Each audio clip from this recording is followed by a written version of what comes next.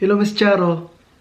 Maraming salamat pala at pinagbigyan mo ang aking imbitasyon. I'm having fun. Hindi pa nga tayo nag-start. Enjoy agad. Welcome pala ma'am sa aking show. Ako nga pala si Tropang Cebuano. Imposible naman ma'am kung hindi mo ako kilala. I am a fan. I admire your wit. I admire your intelligence. I admire your dedication to your work. Good job! Yan ang gusto kong sagot. Ano ma'am? Gwapo ba ako? Mahirap yatang sagutin yan. Ayusin mo sagot mo ha. Mamaya, papasara ko kayo ulit. Naku, wag mo kong galitin. May nasabi pa ako, I'm sorry. You get carried away sometimes, yeah. Ngayon, uulitin ko ang tanong. Gwapo ba ako? Totoo, hindi nalihim yan. Baka naman sinabi mo lang yan dahil takot ka sa akin. Naman, totoong tao naman ako. Good. Mabuti na yung malinaw tayo dito. Okay? Agree?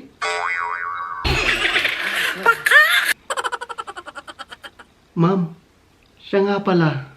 Alam mo, yung videos ko sa YouTube, walang nanonood. Ano kaya ang problema? Di ba nakita mo? Hindi ba maganda? Yes. Sounds like, right? Ganun ba? Uulitin ko. Pangit ba ang videos ko? Or ipapasara ko yung network nyo? Gusto kong malaman mo na napakagaling mo. Tawa ka ng tawa dyan. Naku. Na-high blood na ako sa'yo.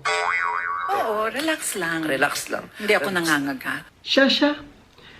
Mag-start na nga tayo sa interview. Dami mo kasi sinasabi. Kaya natatagalan tayo. Hindi ko naman alam, hindi ko naman sinasadya. Ma'am Charo, ano? Okay ba yung suot ko ngayon? Alam mo, binili ko pa ito sa ukay-ukay sa Divisoria. Oo naman, dapat appropriate ang suot mo. Aba, ayos. Sige, mag-start na tayo.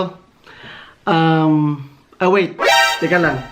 Maglagay muna ako ng aking Lucky Charm. Para at least pareho tayo mainunan. Di ba? Breathe in, breathe out. Dear Charo. Joke lang. Ano ka ba? Ito pala yung una kong katanungan. Ano ba ang iyong complete name? Maria Rosario Santos Concho. Bakit parang ang layo naman ng nickname mo? Charo.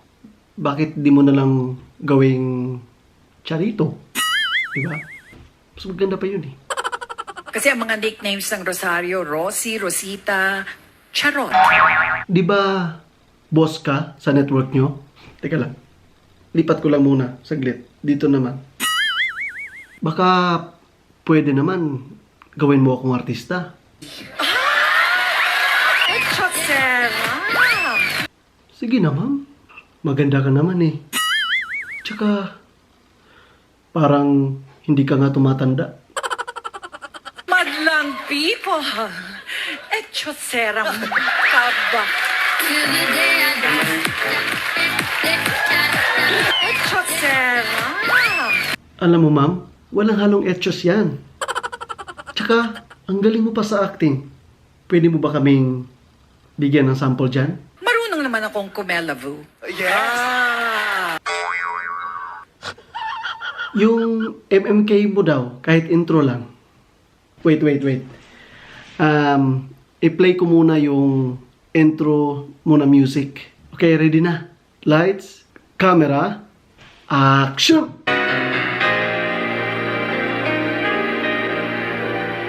Dear Charo, ites ang chika ko sa life, mama. sa kiss ng Joa Bells. So, ngayon, kunwari, pakita mo sa amin kung ano yung hitsura ni Charo Santos pag nakakita ng daga. Pag nakakita ako ng daga, ay! Ay, dahil may daga. Ganon. Okay ba? Okay? Nice. Sobrang ayos. Ang galing. Ngayon, ma'am, pwede mo bang gayahin yung Soko? Gazabel, gas. Bakit lagi mo akong pinaglalaroan? Ay, sorry po.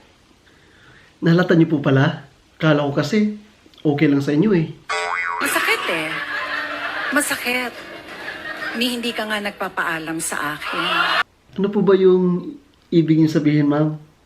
Ito po ba? Lipat natin ha. Joke lang naman yan, ma'am. Ano ka ba? Ito naman. Di na mabiro.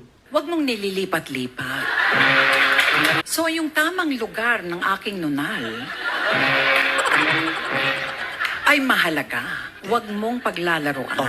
Oo na. Sige na. Tanggalin ko na lang to. Ito naman. Hindi na mabiro. Miss Charito. Charing. Ako'y mapagpatawad, pero wag mo akong sasagarin. Baka masampulan kita. Sorry na. Sige na. Basta ma'am, kunin mo ako artista ha. Siya nga pala ma'am. Baka mamaya magalit yung mga fans mo. Or baka ikaw magalit ka. Dahil pinagtripan kita. Alam mo naman ma'am na lahat ng ito ay joke lang at katuwaan lang naman. Walang personalan. I just want to assure you, you have not done anything offensive towards me. Good. Mabuti naman ma'am kung ganon. Antayin ko yung contract mo ha. Artista na ako. Bye!